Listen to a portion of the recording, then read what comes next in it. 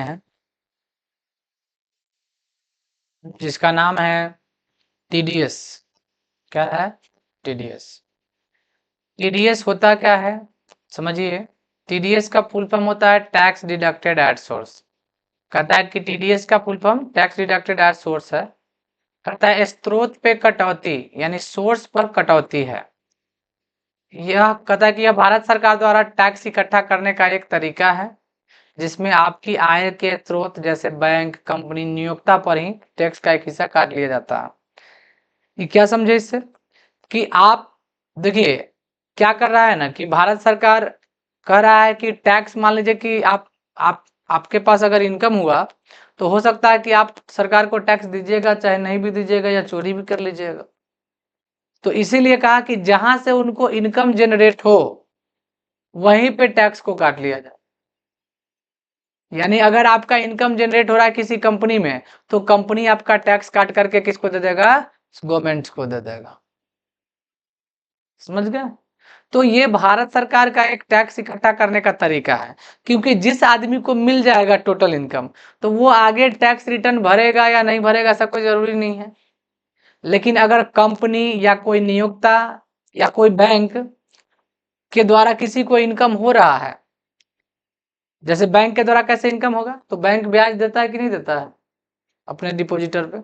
तो डिपॉजिटर को देता है ब्याज, तो ब्याज में ब्याज बैंक के लिए क्या है? एक्सपेंसेज है। बट जिनको दे रहा है उनके लिए तो इनकम है, तो उनको तो टैक्स लगना चाहिए जिनको ये ब्याज दिए। तो कहता क्या है ना कि आप पहले ही कट कर लीजिए। समझे? तो क्या किया कि बैंक पहले ही टीडीएस कट कर लिया आपके इंटरेस्ट में से और उतना टीडीएस किसको दे दिया? गवर्नमेंट को। अब कहता है कि टीडीएस से जुड़ी मुख्य बातें क्या है।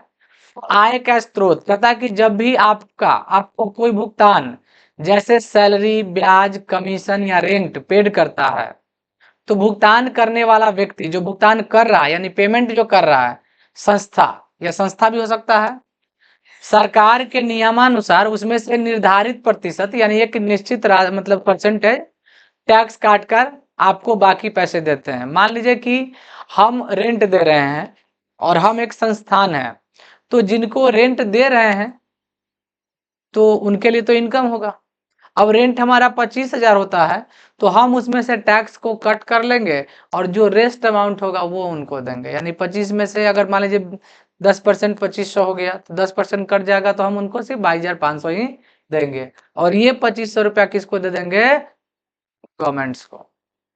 सरकारी जमा काटा गया पैसा आपके पैन कार्ड के जरिए सरकार के पास जमा हो जाता है। यानी कि आपका पैसा, जैसे कि हम लोग संस्थान है और हम किसी का टैक्स काट लिए, किन्हीं को इनकम हो रहा था हमारे थ्रू तो हमने टीडीएस कट करके रख लिया, तो वो पैसा को हम रिकॉर्ड करेंगे ना कि जमा करेंगे, जहां ये जरूर दिखाएंगे कि ये किसने दिया है। देने वाले व्यक्ति का हम लोग पैन कार्ड भी नंबर लेते हैं, जिससे ये रिकॉर्ड कहाँ हो जाता है? टैक्स डिपार्टमेंट में, कि इस पैन कार्ड के जरिए इतना हमको पैसा आया है टैक्स के रूप में। पैन कार्ड के जरिए सरकार के पास जमा हो जाता है, जिसे आपके अपने फॉर्म 26 AS में देख सकते हैं।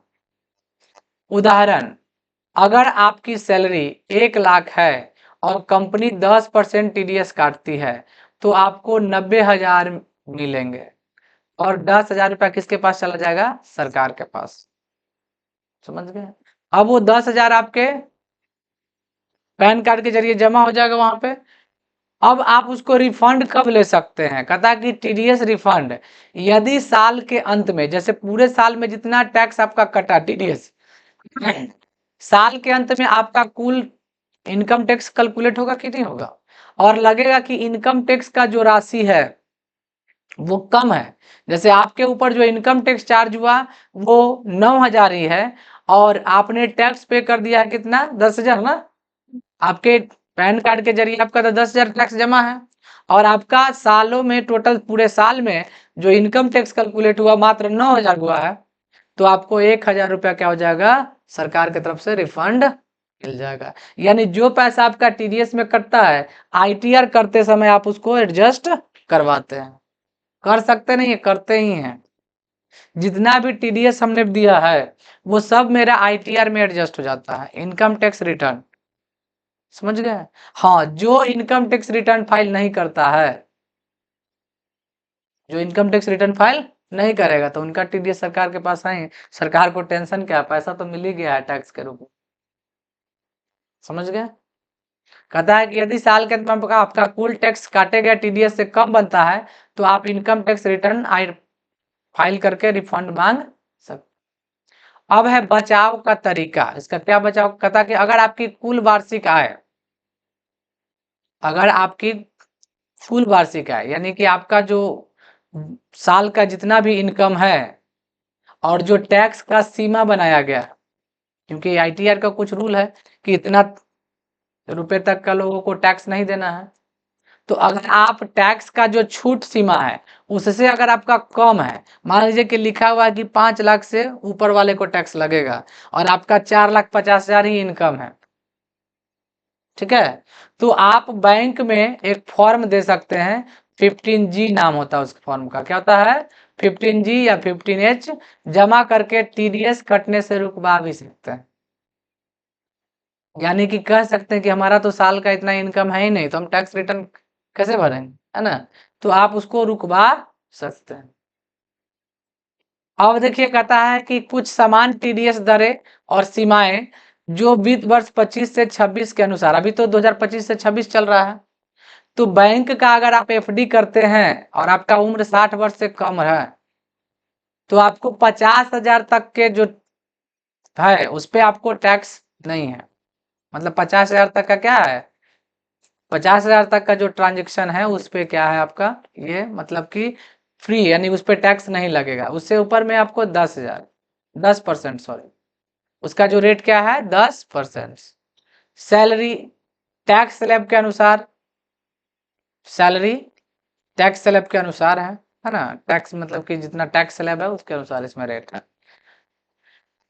कमीशन ब्रोकरेज उस पर 15,000 तक का थ्रेशोल्ड है ना, और 5% इस पे रेट है। प्रोफेशनल फीस पे 30,000 तक का ये है ना थ्रेशोल्ड, और 10% क्या है रेट है। तो ये समझ गए कि टीडीएस क्या होता है। अब हम लोग सीखेंगे कि इसको प्रैक्टिकल में कैसे करें।